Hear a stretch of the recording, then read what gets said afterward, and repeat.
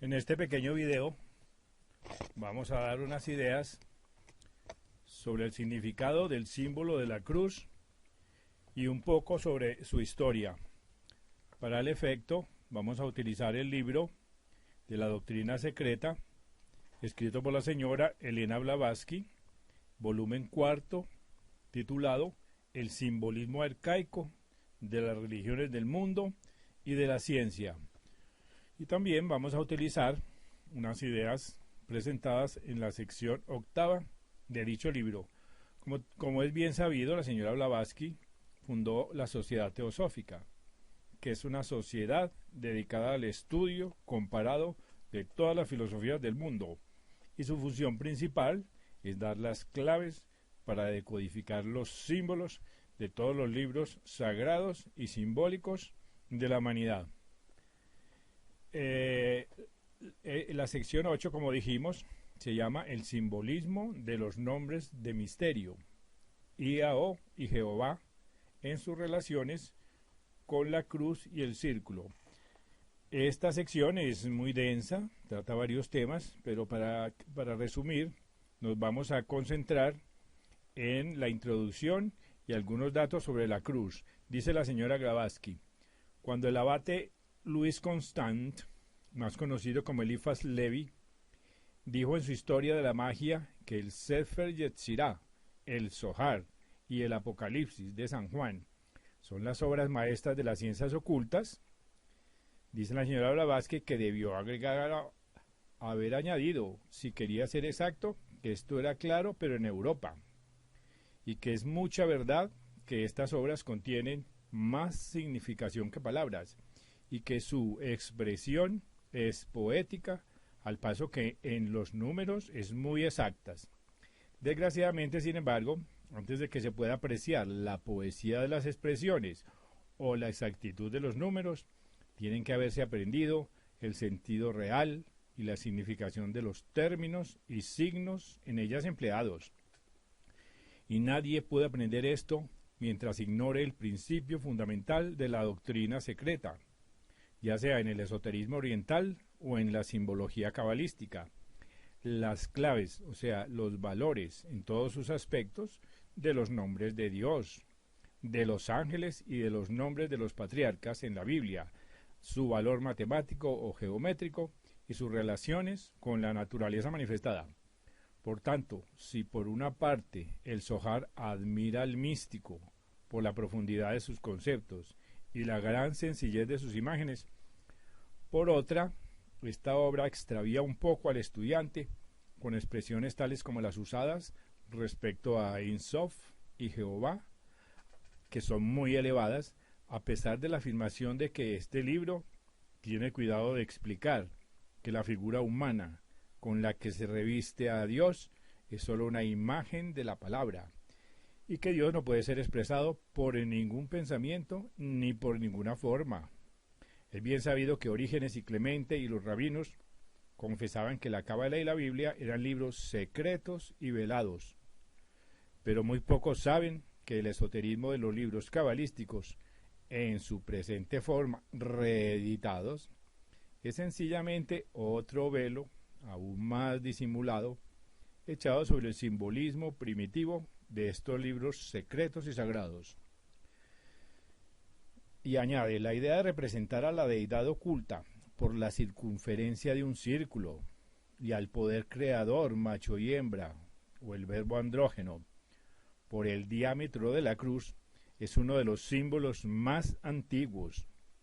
Sobre estos conceptos han sido construidas todas las grandes cosmogonías. Pero para los antiguos sabios y para los egipcios y caldeos, el símbolo era completo, pues encerraba la idea del pensamiento divino, eterno e inmutable en su absolutividad, totalmente separado del estado incipiente de la llamada creación, y comprendía la evolución psicológica y hasta espiritual, así como su obra mecánica o construcción cosmogónica. Para los hebreos, sin embargo, aunque el primer concepto se encuentra claramente en el Zohar y en el Sefer Yetzirah, o lo que queda de este último, lo que ha sido después encerrado en el Pentateuco propiamente dicho, y especialmente en el Génesis, es solo una etapa secundaria, a saber, la ley mecánica de la creación, o más bien de la construcción, mientras que la teogonía apenas se halla bosquejada, si es que lo está. Solamente en los 6 primeros capítulos del Génesis, en el rechazado libro de Enoch y en el poema mal comprendido y erróneamente interpretado de Job, es donde se pueden encontrar ahora estos ecos verdaderos de la doctrina arcaica.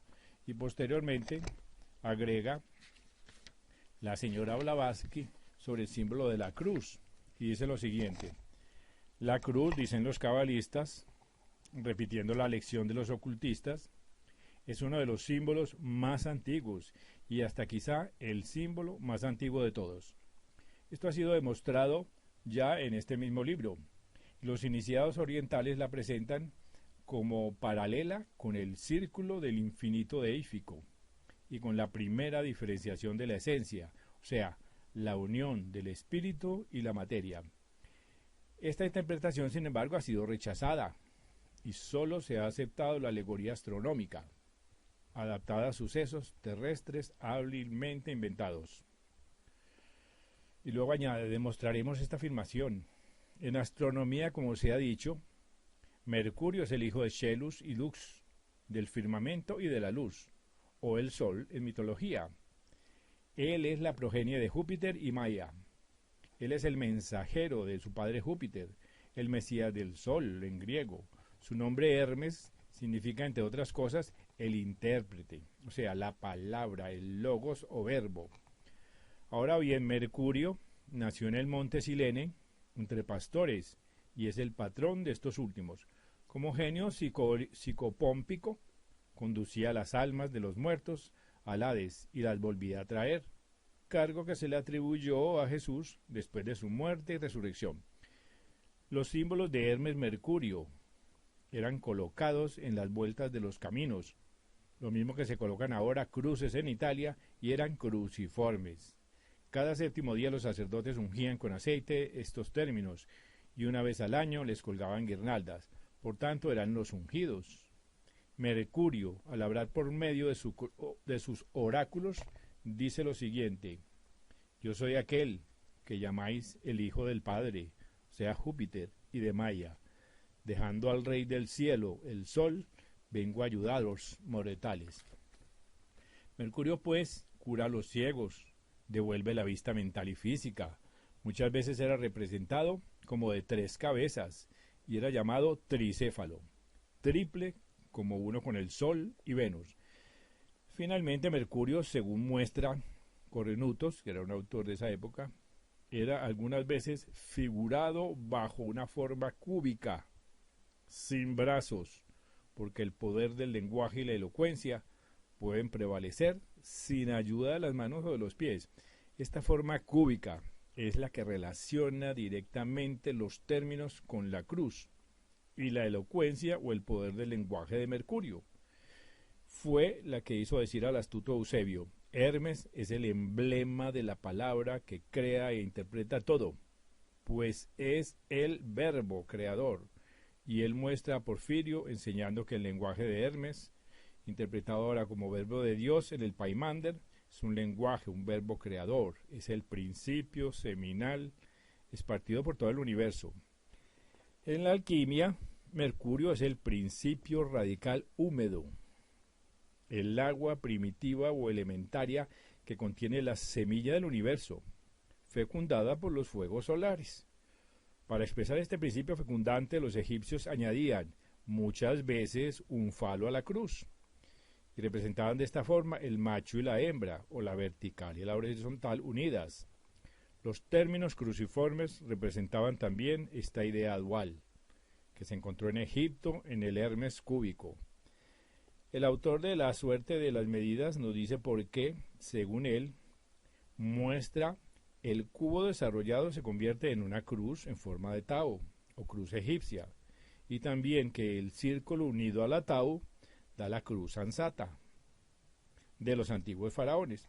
Habían aprendido esto de sus sacerdotes y de sus reyes iniciados, hacía muchas edades, y también lo que significaba un hombre unido a la cruz, cuya idea se hizo que se relacionase con la del origen de la vida humana, y de aquí su forma fálica, solo que esta última entró en acción mucho tiempo después de la idea y al artífice de los dioses, Vishvakarman, crucificando al sol iniciado en el torno cruciforme.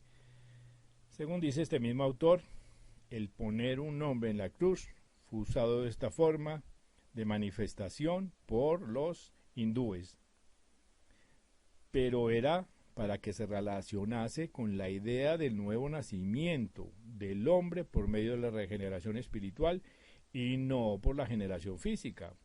O sea, el candidato a la iniciación era atado a la cruz del Tao astronómica, con la idea mucho más grandiosa, mucho más noble, mucho más metafísica, mucho más teosófica que la del simple origen de la mera vida terrenal. Posteriormente añade, es extraño que los más sabios de los cabalistas modernos no hayan podido ver en la cruz y el círculo más que un símbolo de la deidad creadora o andrógena, manifestada en su relación e intervención con los fenómenos del mundo. Y dice, esta misma idea se ve claramente en el fondo de las más hábiles definiciones de la Cábala y sus misterios. Por ejemplo, la definición de la Cábala dada por Juan Aparque, que dice lo siguiente: la clave de la Cábala se cree que es la relación geométrica del área del círculo inscrito en un cuadrado, o sea, la del cubo en la esfera, dando lugar a la relación del diámetro a la circunferencia de un círculo con el valor numérico de esta relación expresado en integrales. Siendo la relación del diámetro a la circunferencia una razón suprema relacionada con los nombres de los dioses Elohim y Jehová, cuyos términos son numéricamente expresiones de estas relaciones, respectivamente, el primero de la circunferencia y el último del diámetro.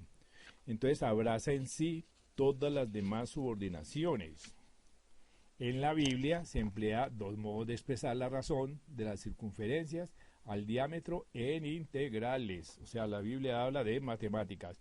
Para terminar, diremos que no es pues en la Biblia donde tenemos que buscar el origen de la cruz y el círculo, sino más allá del diluvio.